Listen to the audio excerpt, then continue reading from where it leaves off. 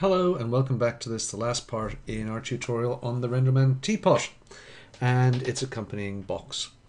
So for those of you who watched the last tutorial, you would have seen what we did there is we actually unwrapped our little teapot friend here. Let's have a look at the unwrap of it. So most particularly this area here I gave a little bit more space to because I want to put the Renderman logo in this area here. Okay. What I will do now is I'll actually export these UVs because I actually want to have the UVs available in Photoshop. I'll be doing some work in Photoshop in this tutorial as well as Maya and Renderman. So we go to the UV texture editor, which we find under Edit UVs, UV texture editor here, polygons, UV snapshot. I want a 2048 by 2048. It's fine by me. And the location is going to be in my source images. So I'm going to call this UVs. Save it out. Okay. I've saved out my UVs. Photoshop is warmed up here. I've got this logo which I downloaded from the Renderman site. I'll open up my UVs. So let's open. Here's my UVs. Awesome. The way in which I like to work is on a white background. Some people work on a black background, but I prefer white. So let's just go and make a white foreground here, make a new layer with our paint bucket fill that. Drag our background layer onto a new layer to duplicate it, as we have here. Put it over our white layer and put the blend mode to difference. So we can now see where our UVs are, and we can turn this on and off as we need to. Okay. Let's get our logo here. Control A to select everything in Photoshop. Control C. Let's go into this layer here and Control V. So we're pasting it just above that. Hold down Control and click in the layer box here. Select everything that's in there. So it selects our R for Renderman. Edit, transform, scale. Okay. So let's scale this up. And let's move it into the location we want, about here in the middle of our teapot. Looking good so far. Enter to actually return there. Control D to deselect everything. Okay. So I'm going to make these layers here, just the layers which you see here, into a mask. This will be a mask which I'll be using in Maya. So in Maya, what I want to have is two materials actually, a metallic material and a black material, a black plastic material, which I want to be able to see through one and into the other. So I'll be making a mask out of this to start with. Let's go back into Photoshop and I will select these two layers and make a group with them. Okay, call this mask. So this will be my mask group. Now apart from the mask, I'd also like to have in Maya a little bit of displacement between the metallic material on the surface and the plastic material slightly further in. So I want to make a displacement material. So again, we can do this in Photoshop. It's old school, but it still works. So just drag that whole group. Oops, Control Z. Drag the whole group here. Select the group and drag it in to make a new group. That's not what I'm looking for. Okay, it worked for me before. Let's just see if it works now. Yeah, mask copy. It's actually a new layer of copy. So I'm going to call this displacement.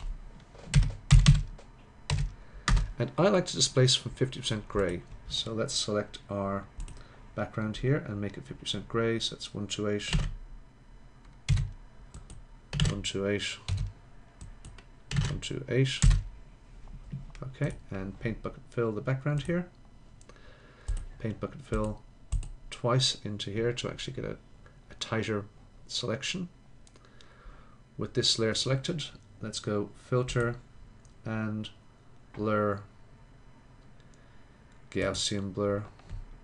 This is so I don't get an absolute sharp edge, which can sometimes cause some issues with displacement. Okay, there we have it. This is all we need to do in Photoshop really. So let's go File, Save As, and I'm going to save it as TGAs. TGAs lossless. So this will be displacement. Okay, save. 16 bits will be fine for me at the moment. And this will be my mask. So I've just turned off my displacement layer. So File, Save As, Mask, Save. I'll cancel here. I need to actually do that. File, Save As. I need to save it as TGA. What I want. Okay, mask. Okay. Cool. So we have both mask and displacement here. Now, one thing to be aware of. Currently, the two parts of the teapot are sharing the same surface. Before I go any further, I'm going to actually clean up my scene slightly. So let's just go Edit, Delete All by Type History. Makes it easier to find out where we're going. You can see that both of these share the Teapot 1 shader. So, again, I'm going to tidy up my hypershade a bit. Edit, Unused Nodes. With my teapot here, I'm going to Control D to make a second teapot, Control D again to make a third teapot. For the lid here, I'm going to assign existing material, and it will be Teapot 2, which I'll rename Lid, so I'll know that it's there. Now, we can get down to the nitty-gritty of actually making this shader here. So the shader here in Teapot 1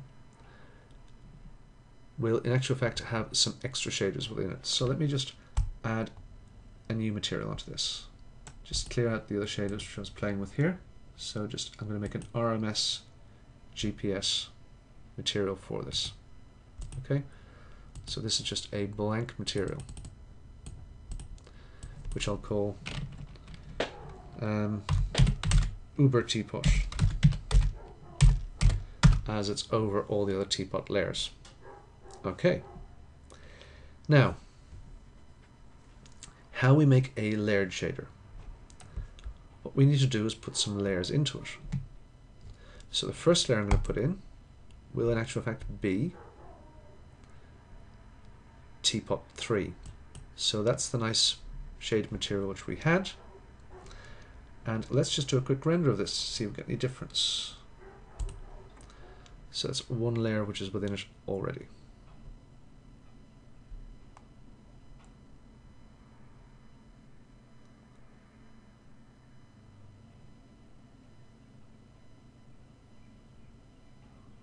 And yep, we're getting a nice shiny teapot, which is what we wanted. Excellent.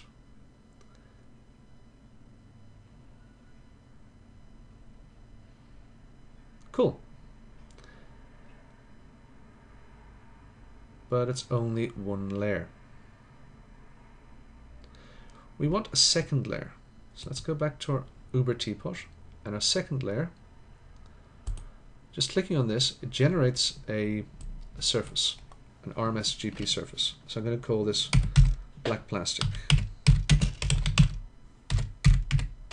Okay, so that's our black plastic layer, and let's make it black. It would help if our black plastic was actually black. Okay, and let's just make it a little bit off black because nobody likes it just being pure. Okay, so this is now our black plastic layer.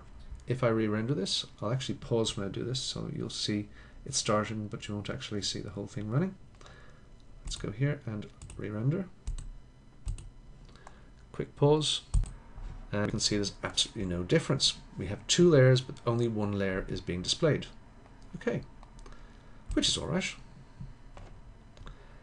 Now, why is that?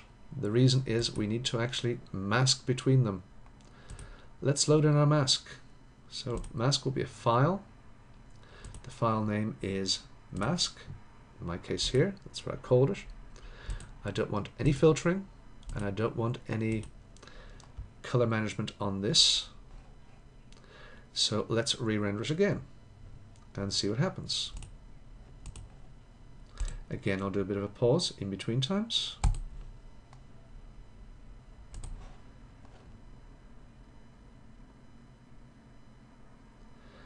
Okay, and we're actually seeing the Renderman logo show up here, which is cool.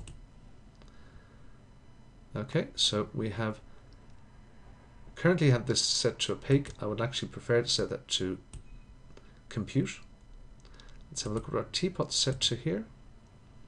Compute, medium as well, it should be. And mask reflections is set to on here. If this is set to off, we'll see the result we get. Because the metal is actually highly reflective, if I re-render this,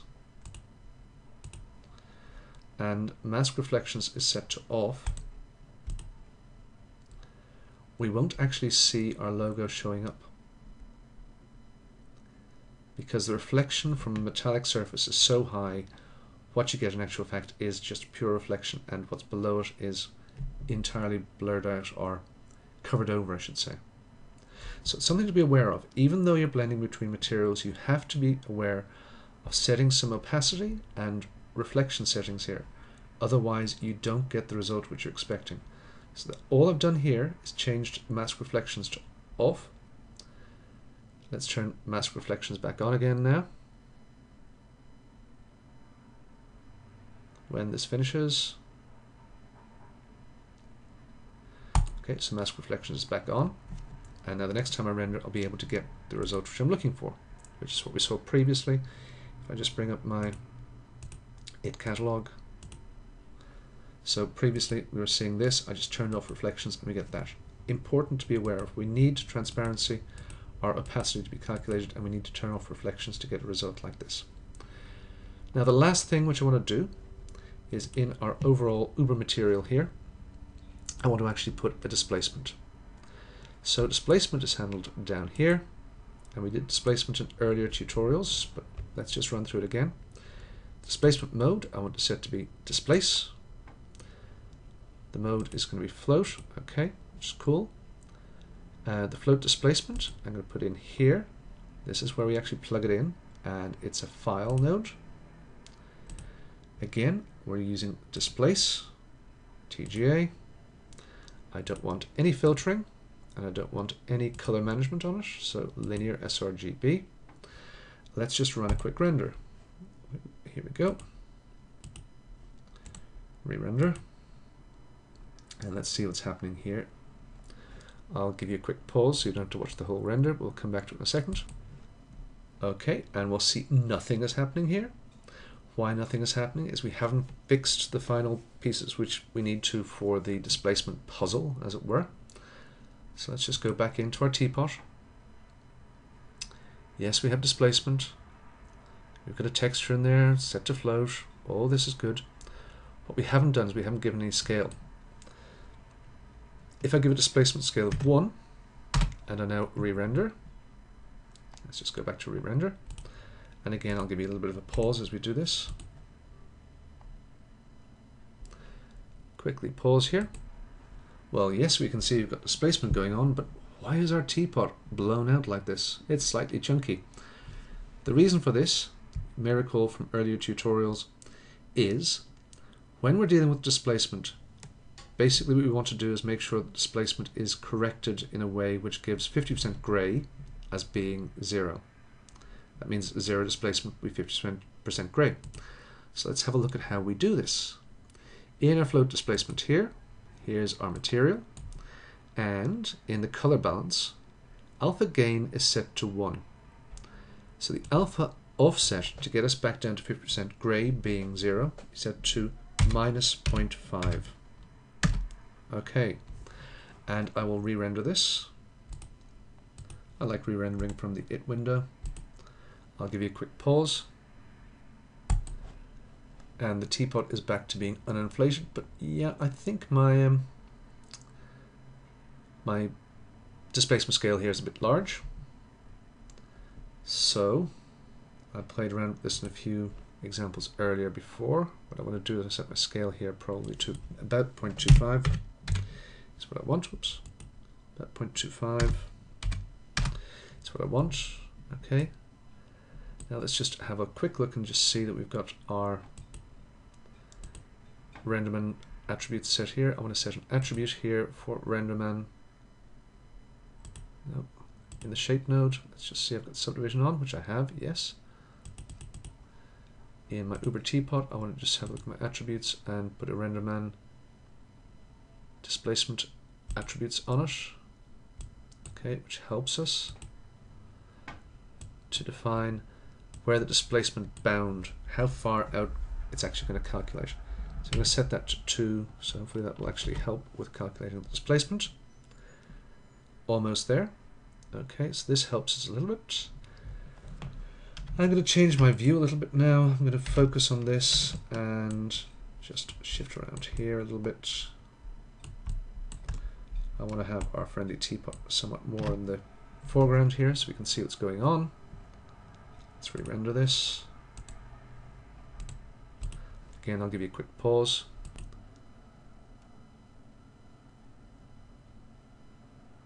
Okay, and you can see almost finished now. What I'll do now is I'll actually render out a better quality image and possibly slightly larger, so we'll just see what the final results can look like with a bit more time in it. Obviously this will take quite a long pause, but this is basically the end of this tutorial as it stands. Hopefully this has been useful and interesting to you. It's leading you through a lot of the aspects of the Renderman surface, Renderman general purpose surface. There's more to it. We'll actually come back and look at some more stuff with it as we work through some further exercises. Next exercise we'll be looking at will be some lighting. Let me just pause this and do a nice higher res render for you. Okay, and here we have our final image.